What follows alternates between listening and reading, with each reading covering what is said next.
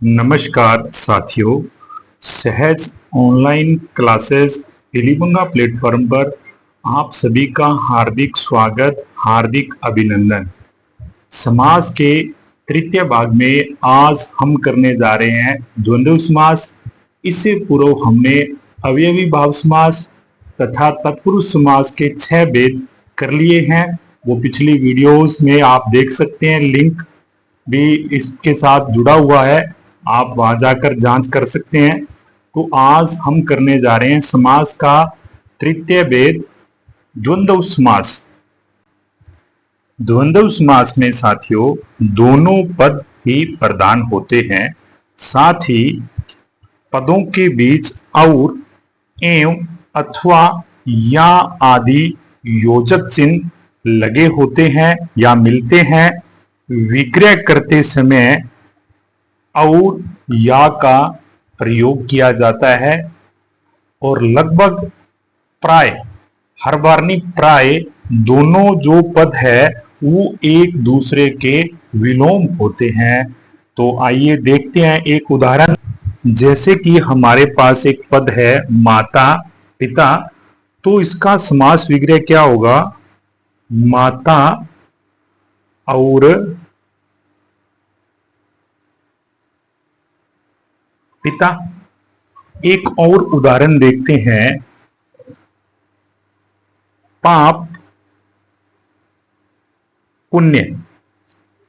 क्या रहेगा जी इसका समास विग्रह? पाप या पुण्य। पाप और पुण्य भी हो सकता है। द्वंद्व समास के 3 उपभेद माने गए हैं, जिसमें कि प्रथम है इतरेतर द्वंद्व समास। इतरेतर द्वंद्व समास में दोनों पद ही प्रधान होते हैं, साथ ही ये दोनों पद स्वतंत्र होते हैं। जब हम इनका विग्रह करते हैं तो विग्रह करते समय पदों के बीच और या एवं विभक्ति लिखते हैं। देखते हैं इतरेतर द्वंद्व समास का उदाहरण। जैसा कि हमारे पास उदाहरण है, दाल रोटी, दोनों ही पद प्रधान है तथा दोनों ही पद एक दूसरे पर निर्भर नहीं है, बल्कि क्या है, स्वतंत्र है। जब हम इस पद का विग्रह करेंगे तो विग्रह क्या रहेगा साथियों? दाल और रोटी। दाल और रोटी। जैसे अगला पद है राजा रानी, विग्रह क्या रहेगा साथियों? राजा और रानी। इसी तरह से जैसे अगला पद है भाई बहन, विग्रह क्या रहेगा जी? भाई और बहन। पिछले कुछ समय से परीक्षा की दृष्टि से जो समास का बिंदु है उसमें एग्जामिनर कुछ हटके भी पूछ सकता है। कई बार क्या होता है, हम 2 ही पदों की बात करते हैं, लेकिन कई बार इतरेतर द्वंद्व में 3 पद आ जाते हैं। उस समय हम इनका विग्रह कैसे करेंगे? तो आइए एक उदाहरण देखते हैं। जैसा कि हमारे पास एक पद है लाल पाल और बाल, इसका विग्रह साथियों होगा लाल कोमा पाल और बाल। कई बार हमने सुना है, कोई साथी कह देता है कि मैं तन मन धन से सेवा करूंगा। अगर यह पद आ जाए और इसका विग्रह करना पड़ जाए तो कैसे करोगे? तन मन और धन। समास का नाम क्या रहेगा? इतरेतर द्वंद्व समास। आइए द्वंद्व समास के द्वितीय भेद की ओर चलते हैं। समाहार द्वंद्व। समाहार द्वंद्व समास में पहले पद से ही मिलता जुलता हमें दूसरा पद मिलेगा।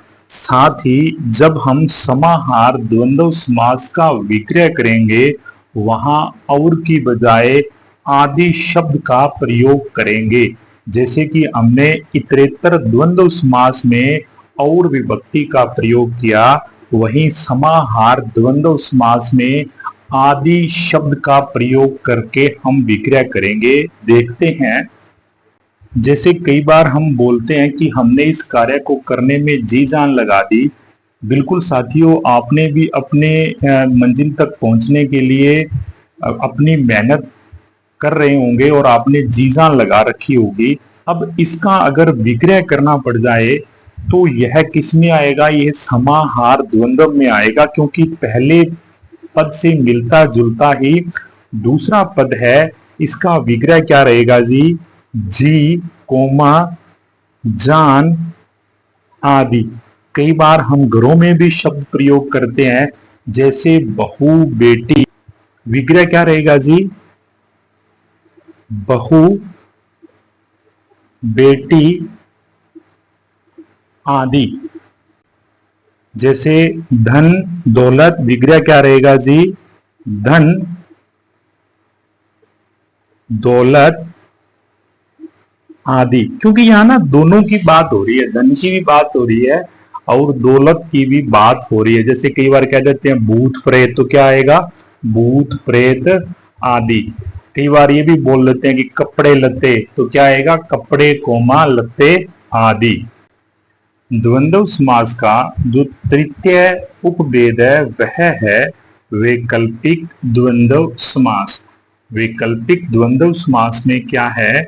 दोनों पद विलोम शब्द होते हैं, यानी कि दोनों ही एक दूसरे के विपरीत होंगे और साथ ही जब हम इनका विग्रह करेंगे तो इनके बीच में या अथवा विभक्ति लगाई जाएगी। एक बार मैं वापिस अपने को इसका पुनः दोहराव कर रहा हूं।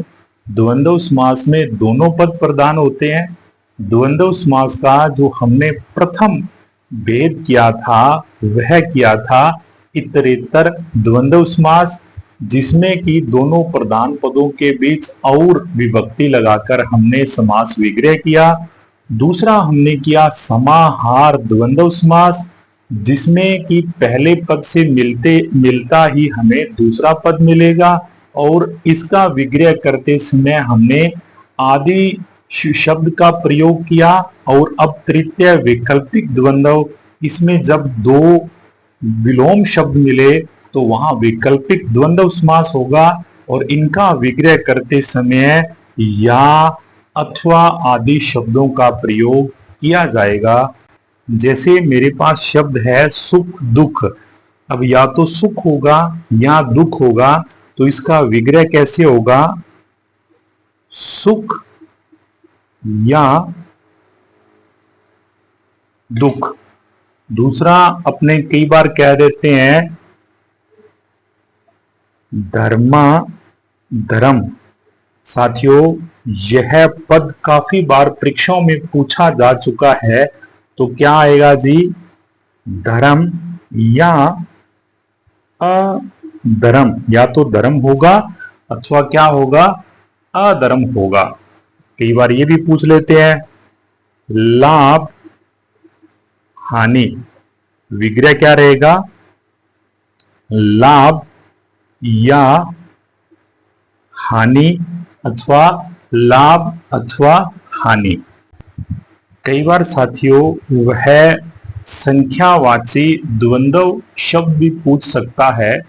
वैसे तो संख्यावाची सही रूप में द्विगु समास में आता है, किंतु यह द्वंद्व समास में भी अपने से कई बार जो अनिश्चित संख्यावाची विशेषण है, जब वह संज्ञा के समान प्रयुक्त हो तो वह संख्यावाची द्वंद्व समास में आएगा। जैसे कई बार हम बोल देते हैं 2 4, तो विग्रह इसका भी कैसे रहेगा?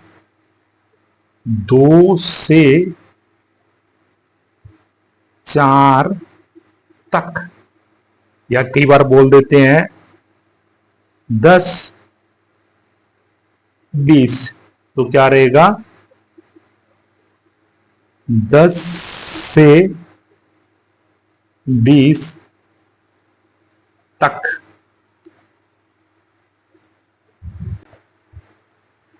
ये थे साथियों द्वंद्व समास के 3 उपभेद, जिसमें हमने इतरेतर द्वंद्व समास, इसके बाद इतरेतर के बाद हमने किया समाहार द्वंद्व समास, जिसमें कि पहले पद से मिलता ही दूसरा पद आ रहा था, और फिर हमने किया वैकल्पिक द्वंद्व समास, जिसमें दोनों पद हमें विलोम शब्द मिल रहे थे, और कई बार संख्यावाची वैकल्पिक द्वंद्व समास भी किया। संख्यावाची वैकल्पिक द्वंद्व समास में क्या है, अनिश्चित जब कोई हमारे से संख्या पूछ ले। मैं आप सभी से पुनः गुजारिश करूंगा, आप इनका ज्यादा से ज्यादा अभ्यास कीजिए, निश्चित ही आपको सफलता मिलेगी। आप सभी का सहयोग यूं ही बना रहे। बहुत आप सभी के कमेंट्स आ रहे हैं, व्यक्तिगत फोन्स आ रहे हैं, आप सभी का बहुत बहुत आभार। कल फिर मिलते हैं। धन्यवाद।